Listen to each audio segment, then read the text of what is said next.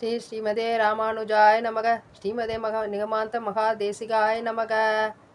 ஸ்ரீ பெருந்தேவி தாயா சமேத ஸ்ரீ தேவராஜ சுவாமி திருவடிகளுக்கு நமஸ்காரம்.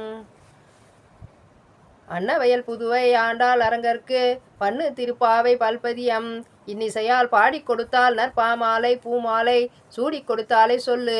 சூடி கொடுத்த சுடற்கொடியே தொல்பாவை பாடியருள வல்ல பல்வலையாய் நாடி நீ வேங்கடவர்க்கு என்னை விதி என்ற இம்மாற்றம் நாம் கடவா வண்ணமே நல்கு. ஸ்ரீ ஆண்டாள் திருவடிகளே சரணம். இன்று மார்கழி மாதத்தின் 18ஆம் நாளான 18வது பாசுரத்தை பற்றி நாம் இப்பொழுது சேவிப்போம்.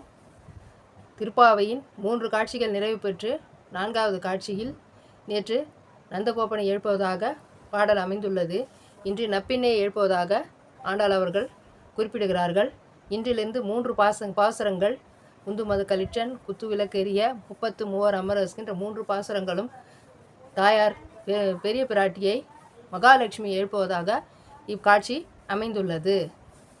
உந்துமத கலிற்றன் ஓடாத தோல்வலியன் நந்தகோபாலன் மருமகளே நப்பின் நாய் கந்தம் கமழும் குழலி கடை திறவாய் வந்தெங்கும் கோழி அழைத்தன கான் மாதவி பந்தல் மேல் பல்கால் குயிலினங்கள் கூவின கான் வந்தார் விரலி உன் மைத்துனன் பேர்பாட செந்த அமரை கையால் சீரார் வளையொலிப்ப வந்து திறவாய் மகிழ்ந்து ஏலோரெம்பாவாய். இப்பாசுரத்தின் விளக்க உரையாக பலம் வாய்ந்த தோள்களை உடைய நந்தகோபாலனே, நந்தகோபாலனின் மருமகளே நப்பினாய் என்று குறிப்பிடுகிறார். மிகவும் நறுமணம் வாய்ந்த குழலை உடையவளே, குயில்கள் கூவி விடிந்தது என்று தெரிவிக்கின்றது. கோழிகளெல்லாம் கூவி எழுந்து அழைக்கின்றன.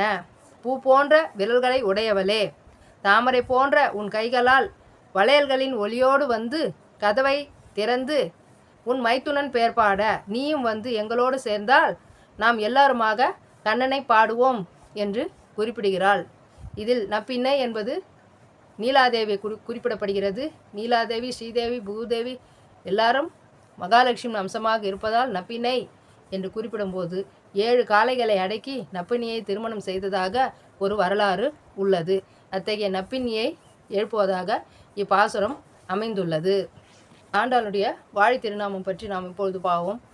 திரு ஆடி பூரத்து செகத்துதித்தால் வாழியே திருப்பாவை 30 செப்பினால் வாழியே பெரியாழ்வார் பெற்றெடுத்த பெண் பிள்ளை வாழியே பெரும்புதூர் மாமுனிக்கு பின்னானால் வாழியே 143 உரைத்தால் வாழியே உயர் அரங்கற்கே கண்ணி உகந்தளித்தால் வாழியே மறுவாரும் திருமல்லி வளநாடி வாழியே வன்புதுவை நகர்கோதை மலர்பதங்கள் வாழியே கோதை பிறந்த ஊர் கோவிந்தன் வாழுமூர் சோதி மணிமாடம் தோன்றுமூர் நீதியால் நல்ல பக்தர் வாழுமூர் நான்மறைகள் ஓதுமூர் வில்லிபுத்தூர் வேதக்கோனூர் பாதகங்கள் தீர்க்கும் பரமனடி காட்டும் வேதமனைத்துக்கும் வித்தாகும் கோதை தமிழ் 5 அறியாத மாநிலரை வையம் சுமப்பதுவும் வம்பு.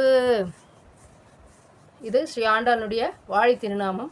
இதை அன்றாடம் சேவித்திருங்களானால் கோதை பிராட்டினுடைய அருளுக்கு மிகவும் பாத்திரமாவீர்கள். வாழி திருநாமம் இன்று சேவிப்பது அனைவரும் நீங்கள் கற்றுக்கொண்டு சேவியுங்கள் என்பதற்காக இன்று மகாலட்சுமி எழுப்பும்போது கோதை நாச்சியானுடைய வாழி திருநாமம் பற்றி உங்களுக்கு உரைக்கிறேன். அதனால் வாழி திருநாமத்தை அனைவரும் கற்றுக்கொண்டு இந்த லிங்கை அனைவருக்கும் அனுப்பும்போது நீங்கள் பகவானுடைய அனுகிரகத்துக்கு பாத்திரமாவீர்கள் என்று கூறி விடைபெறுகிறேன். நன்றி, வணக்கம். அடியேன் காஞ்சிலதா பார்த்தசாரதி.